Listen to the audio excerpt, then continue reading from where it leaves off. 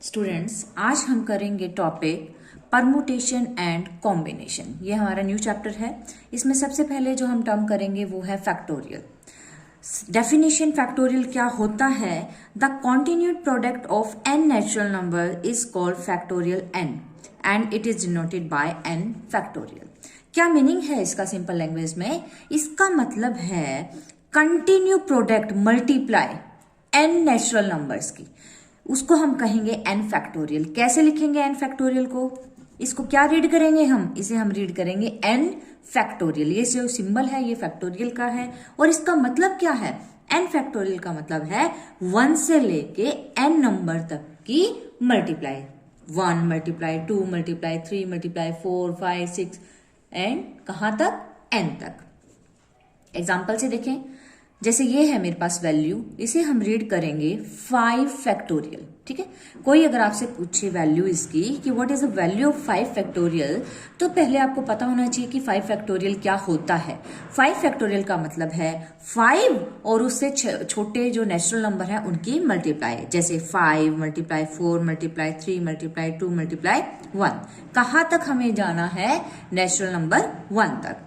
ठीक है, इसी तरह 4 फैक्टोरियल को हम कैसे लिख सकते हैं? 4 फैक्टोरियल का मतलब है 4 मल्टीप्लाई 3 मल्टीप्लाई 2 मल्टीप्लाई 1। तो ये वैल्यू हो जाएगी 4 फैक्टोरियल की। मान लो मुझे 8 फैक्टोरियल लिखना है, तो 8 फैक्टोरियल का मतलब है 8 मल्टीप्लाई 7 मल्टीप्लाई 6 5 4 3 2 1। पूरा लिखने की बजाय इसे हम 6 फैक्टोरियल पे भी छोड़ सकते हैं। कैसे छोड़ सकते हैं? जैसे मान लो मेरे पास ये 5 फैक्टोरियल था, तो 5 फैक्टोरियल को हम ऐसे भी तो लिख सकते हैं 5 मल्टीप्लाई 4 फैक्टोरियल। क्यों लिख सकते हैं? देखो, जब हमने 5 फैक्टोरियल को खोला तो 5 इंटू 4 इंटू 3 इंटू 2 इंटू 1, तो 5 लिखने के बाद ये जो वैल्यू बचती है 4 3 2 1, 4 3 2 1, ये क्या है? 4 फैक्टोरियल ही तो है।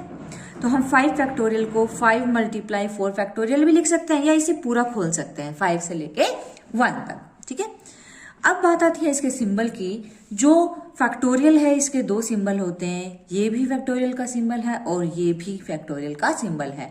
आप कोई भी सिंबल क्वेश्चन में यूज कर सकते हैं। अब ये 2 पॉइंट और आपको नोट करने हैं। पॉइंट फर्स्ट में क्या कहता है? 0 फैक्टोरियल की जो वैल्यू होती है वो 1 होती है। ये आपको याद रखना है। 0 फैक्टोरियल का मतलब 0 नहीं होता। ठीक है, factorial of proper fraction and negative number is not defined. क्या मतलब है इसका? इसका मतलब ये है, मान लो मैंने लिखा 7/3 फैक्टोरियल या मैंने लिखा -10 फैक्टोरियल, तो ये पॉसिबल नहीं है। क्यों नहीं है? क्योंकि डेफिनेशन में मैंने आपको बताया था कि जो फैक्टोरियल है वो प्रोडक्ट होती है नेचुरल नंबर्स की। ठीक है, तो ये तो फ्रैक्शन हो गया, ये नेचुरल नंबर नहीं है। और ये क्या हो गया? नेगेटिव वैल्यू होगी। तो नेगेटिव वैल्यू हो या फ्रैक्शन में वैल्यू हो, उनका फैक्टोरियल कभी भी सॉल्व नहीं होता, ये पॉसिबल नहीं है। ठीक है, अब हम क्वेश्चन करते हैं थोड़े से। इवेलुएट 6 फैक्टोरियल मीन्स मुझे 6 फैक्टोरियल की वैल्यू फाइंड आउट करनी है। तो सबसे पहले आप इसे खोल के लिखेंगे कि 6 फैक्टोरियल होता क्या है। 6 फैक्टोरियल का मतलब है 6 multiply 5 multiply 4 multiply 3 multiply 2 multiply 1, यानी कि 1 से लेके 6 तक की नेचुरल नंबर की प्रोडक्ट मल्टीप्लाई। तो इसे जब आप मल्टीप्लाई करेंगे तो हमारा आंसर क्या आ जाएगा? 720। नेक्स्ट है इवेलुएट 3 फैक्टोरियल प्लस 2 फैक्टोरियल। अब हमें क्या करना है? इन दोनों वैल्यूज को ऐड करना है। तो ध्यान रहे, आंसर 3 + 2 5 नहीं होगा। फैक्टोरियल में कभी भी डायरेक्ट ऐड नहीं होते, पहले हमें इनकी वैल्यू रखनी पड़ती है। 3 फैक्टोरियल का मतलब 3 मल्टीप्लाई 2 मल्टीप्लाई 1, बीच में प्लस। 2 फैक्टोरियल का मतलब 2 मल्टीप्लाई 1। इसको जब हम सोल्व करेंगे 3 2 = 6, 2 1 = 2, तो 6 और 2 क्या आ जाएगा? 8। तो हमारा जो आंसर है वो क्या होगा? 8 होगा। सिमिलरली इसे हमें इवेलुएट करना है, इसकी मुझे वैल्यू निकालनी है।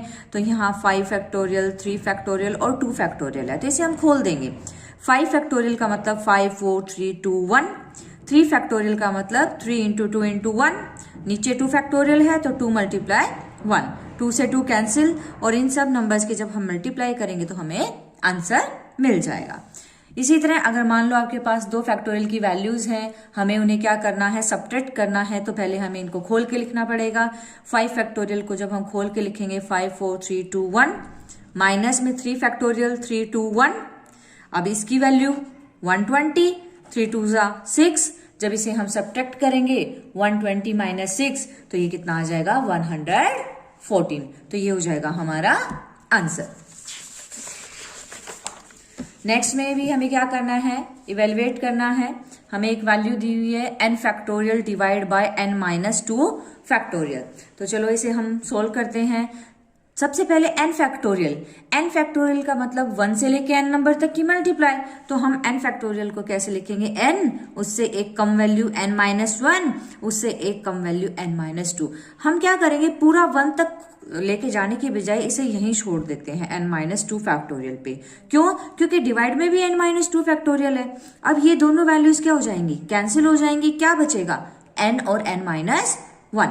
इनकी मल्टीप्लाई करेंगे, n और n की मल्टीप्लाई n स्क्वायर माइनस में n की 1 से मल्टीप्लाई n। तो ये हमारा आंसर हो जाएगा। इसी तरह नेक्स्ट पार्ट में हमें क्या करना है, n माइनस r फैक्टोरियल की वैल्यू बतानी है। व्हेन, कब बतानी है ये वैल्यू, जब n की वैल्यू 7 हो और r की वैल्यू 3। तो हम क्या करेंगे, मुझे इसकी वैल्यू निकालनी है n माइनस r फैक्टोरियल की। तो हम करेंगे n की जगह 7 रख देंगे, r की जगह 3। तो 7 माइनस 3 कितना होता है 4। तो 4 फैक्टोरियल की वैल्यू अब हम कैसे बताएंगे, इसे हम लिखेंगे 4 इंटू 3 इंटू 2 इंटू 1। तो ये कितनी वैल्यू आ गई 24।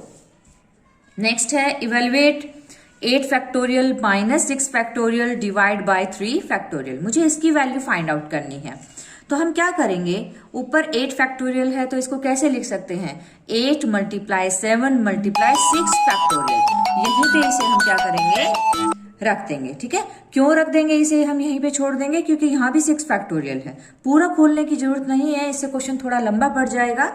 Divide by 3 factorial. अब इन दोनों में से क्या वैल्यू कॉमन आ रही है, 6 फैक्टोरियल। अंदर बचेगा 8 मल्टीप्लाई 7 माइनस में यहां से 6 फैक्टोरियल कॉमन लेंगे तो 1 डिवाइड बाय 3 फैक्टोरियल।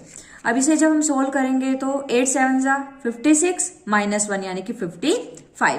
अब आप इसको खोल सकते हो, 6 फैक्टोरियल को कैसे लिखोगे, 6 5 4 3 2 1 मल्टीप्लाई में 55 है, नीचे 3 फैक्टोरियल का मतलब 3 2 1। 3 2 कैंसिल हो जाएंगे, जो बचेगा उसकी मल्टीप्लाई करने पे आपको आंसर मिल जाएगा।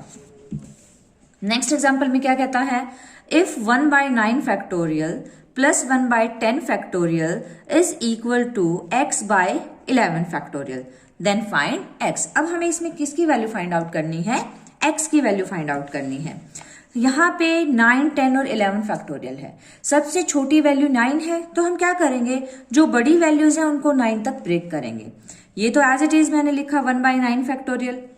1 बाय 10 फैक्टोरियल को हम ब्रेक करेंगे 10 मल्टीप्लाई 9, क्योंकि मैंने अभी देखो आपको बताया था पिछले पेज पे 5 फैक्टोरियल को हम लिख सकते हैं 5 मल्टीप्लाई बाय 4 फैक्टोरियल। इसी तरह 10 फैक्टोरियल को हम क्या लिख सकते हैं, 10 मल्टीप्लाई 9 फैक्टोरियल। 11 को क्या लिख सकते हैं, 11 मल्टीप्लाई 10 मल्टीप्लाई 9 8 7 1 तक, लेकिन इसे हम यहीं छोड़ देते हैं 9 फैक्टोरियल तक। इन दोनों में से 1 बाय 9 फैक्टोरियल कॉमन लो, यहां से 1 बाय 9 फैक्टोरियल बाहर जाएगा तो 1, प्लस में यहां से ये कॉमन ले लिया तो 1 बाय 10, ये एज इट इज। दोनों तरफ से 9 फैक्टोरियल कैंसिल, एलसीएम लेंगे 10 एलसीएम आएगा, 10 1 जा 10 plus 1 this is equal to x by 110। 10 और 1 11 by 10 is equal to x by 110। तो यहां से क्रॉस मल्टीप्लाई करो, ये वैल्यू ऊपर चली जाएगी, तो x की वैल्यू जो है वो आती है आपकी 121। इस क्वेश्चन में थोड़ा सा एक हिंट भी है कि आपको चेक करना हो कि आपका आंसर ठीक है या नहीं। तो इसमें किस टाइप का आंसर आता है, जैसे ये वैल्यू है 9 10 11, इसमें 11 वैल्यू सबसे बड़ी है, तो 11 का स्क्वायर कितना होता है 121, तो हमारा आंसर आएगा 121। मान लो यहाँ पे दे दिया 4 5 6, तो 6 फैक्टोरियल सबसे बड़ा है, तो 6 का स्क्वायर 36, तो हमारा जो आंसर है वो कितना आ जाएगा 36। तो ये थोड़ा हिंट है, लेकिन आपको पूरा सोल्व करके ही दिखाना पड़ेगा। तो ये था हमारा टॉपिक फैक्टोरियल। कल हम करेंगे टॉपिक परमुटेशन। ओके।